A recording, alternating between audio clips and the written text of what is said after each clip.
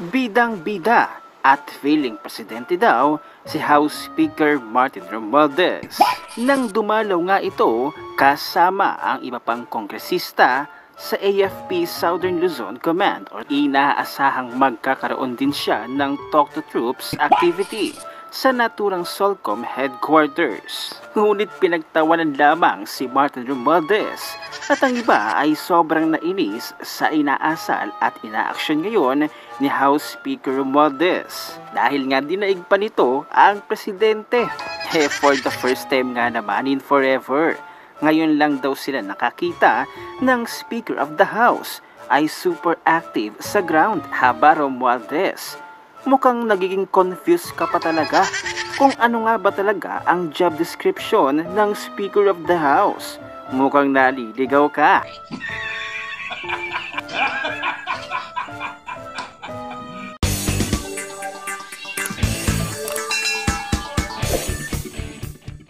Yan na ba ang bagong Commander-in-Chief?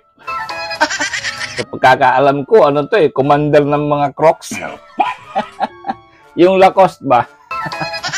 Alright mga guys, welcome to my channel. And today, eto, sabisan natin tong si Tambi. Alam mo naman kasi si Tambi, bumisita sa sa kampo na sundalo. Yung actions niya, parang presidente. Hindi ko sinasabing ikaw na naging, presidente Sinasabi ko lang, para kang presidenteng hinayupak ka. Akala mo ambisyoso ka talaga, no? Ano to? Practice mo lang to? Sabi nga mga netizens, practice. Nako, nag-i-imagine na siguro to, no? Itong Tambi na to. Ano kaya nasa isipan mo, Tambi? Feeling na feeling ka diyang presidente kang hinayupak ka, Akala mo gustong-gusto ka ng Pilipino. Uy, gunggong! Pinagtatawanan ka nga lang dun sa Davao, Yung mga orchestrated na ayuda nyo doon. Meron pa dun si Nograles, Kitang-kita, nagpa-practice, Sabihin nyo, thank you BBM and thank you Romualdez. Wow! Kala mo sa kanila galing ang pera, di ba? Kapal ng mukha mo naman, Tambi. Ngayon, umiipal ka pa. Ngayon, tingnan niyo mga guys. Ang asta niya, parang nag-i-imagine na siguro na siya na ang Commander-in-Chief. Naginip na ng gising yung tambaluslos. Kailan ka ba nakakita ng Speaker of the House na meron siyang talk to the troops? Pag-presidente lang yan, gonggong. Nababaliw na para na itong si Tory kung ano-ano ini-imagine siguro nito. Naku, grabe ka talaga. Ang kapal mukha mo, no?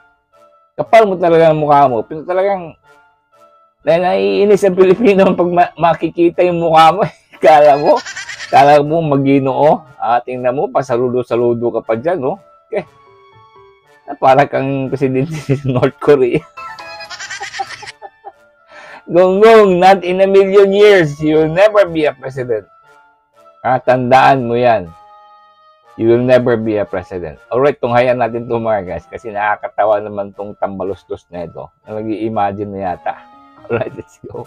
Bidang-bida at feeling presidente daw si House Speaker Martin Romualdez. Nang dumalaw nga ito kasama ang iba pang kongresista sa AFP Southern Luzon Command or SOLCOM, Camp Guillermo Nakar sa Luzana City ngayong Sabado, September 7. Inaasahang magkakaroon din siya ng Talk to Troops activity sa naturang Solcom headquarters. Sa naging speech ni Martin Romualdez ay sinisiguro niya na tutuparin ng Kamara ang pangako nitong tataasan ng subsistence allowance ng militar at isusulong ang mga batas na magtataguyod sa kanilang kapakanan habang nagtutuloy-tuloy ang modernisasyon ng Armed Forces of the Philippines. Ngunit pinagtawanan lamang si Martin Romualdez at ang iba ay sobrang nainis sa inaasal at inaaksyon ngayon ni House Speaker Romualdez. Dahil nga dinaig pa nito ang presidente.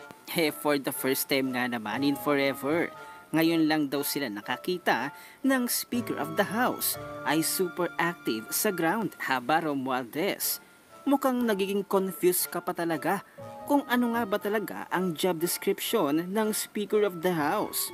mukhang naliligaw ka. Ayon pa sa mga netizens, ay tila kailangan niyang siguraduhin na walang bibitaw na AFP ng suporta sa kanila. Bakit? Natatakot ba na bumaligtad ang ating mga kapulisan at kasundaluhan? Kung alam mo lang, Martin Romualdez, lahat ng taong bayan ay talagang sukang-suka na sa iyo. Ang sumira sa unit team kasi gusto niya siya ang partner ni BBM. Trial run na siguro niya for presidency. Excited na talaga kasi atat na atat masyado. Ultimo role or function ng presidente tulad ng pagbisita sa mga tropa, ginagawa na niya. Ayaw masapawan ni Tambaloslos. For the first time in forever, ngayon lang ako nakakita ng Speaker of the House ay super active sa ground. Mas active pa ang konsehal. Akala ni Romualdez lahat ng Pilipino nabibili ng pera at nasisilaw sa kapangyarihan. Naniniwala ako na may mga sundalo at kapulisan pa rin na may takot sa Diyos at nagmamahal sa bayan. May prinsipyo at dangal na handang ipaglaban. Kailangan niyang siguraduhin na walang bibitaw na AFP ng suporta sa kanila. May inabot yan, katulad ng pagbibigay nila ng ayuda sa Davao. Dahil binaboy nila, kailangan may pakonsuelo. Dahil sira na. Gonggong talaga ng ambisyoso. Ba? Grabe mga guys. Bayan kung saan-saan namimigay. Tapos talagang kailangan na sabihin na thank you, Mr. Romualdez. Wow, kapal mo. Sana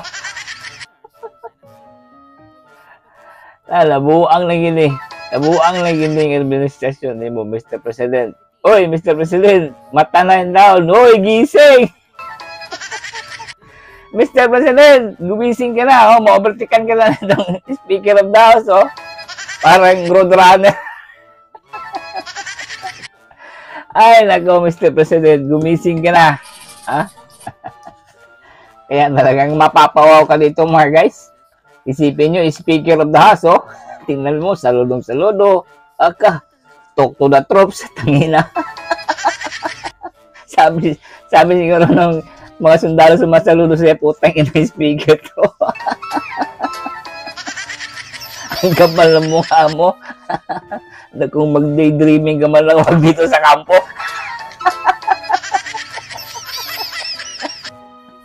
Mr. Daydreamer na ito, bago pangalan niya.